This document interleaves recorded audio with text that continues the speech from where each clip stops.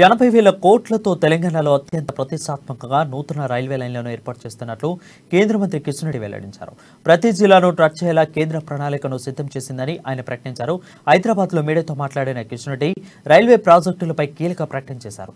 రాష్ట్రంలో రైల్వేను కేంద్రం ఆధునీకరించిందని, మౌలిక వసతుల కల్పనకు కృషి చేస్తున్నామని చెప్పారు. అయితే 32 జిల్లాలను జాతీయ రహదారులతో అనుసంధానం చేశామని, 33 జిల్లాలను రైల్వేలతో కనెక్టివిటీ చేస్తామని చెప్పారు. 1300 కిలోమీటర్లు రైల్వే లైన్ల కోసం భూసేకరణ చేస్తున్నామని, భూసేకరణకు రాష్ట్ర ప్రభుత్వం సహకరించట్లేదని ఆరోపించారు. రైల్వే విస్తరణ రాష్ట్రానికి ఇష్టం లేదని విమర్శించారు. ఎంఎంటీఎస్ ప్రాజెక్టును సైతం రాష్ట్ర ప్రభుత్వం సహకరించట్లేదని తెలిపారు.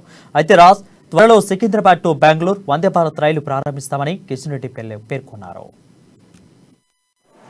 నరేంద్ర మోడీ గారి ప్రభుత్వము మీకు అందరికీ తెలుసు, గత లాస్ట్ 9 years గా దేశంలో మౌలిక వసతుల కల్పనకు కీలక పాత్ర పోషిస్తా ఉంది, పెద్దపీట వేస్తా ఉంది. నార్త్ ఈస్టర్న్ స్టేట్స్ లో పెద్ద ఎత్తున రైల్వే కనెక్టివిటీ పెంచడం కోసం మొదటిసారిగా అవుట్ ఆఫ్ 8 స్టేట్స్ ఒకే ఒక్క అస్సాం రాష్ట్రానికి రైల్వే కనెక్టివిటీ ఉండేది. ఇప్పుడు అదనంగా 3 రాష్ట్రాలు అన్ని ప్రాంతాలకు ఇటు రోడ్డు కనెక్టివిటీ, మరొక దిక్కు రైల్వే కనెక్టివిటీ పెంచడం కోసం కృషి చేస్తున్న విషయము మీకు అందరికీ తెలుసు. అందుకు కావాల్సినటువంటి అన్ని కార్యక్రమాలు ఈరోజు మనం ముందుకు తీసుకెళ్తున్నాం. రోడ్డు కనెక్టివిటీ కోసము ఆల్మోస్ట్ తెలంగాణలో 33 జిల్లాలు ఉంటే ఇప్పటి వరకు కొత్తగా ఏర్పడినటువంటి జిల్లాలతో కలిపి 32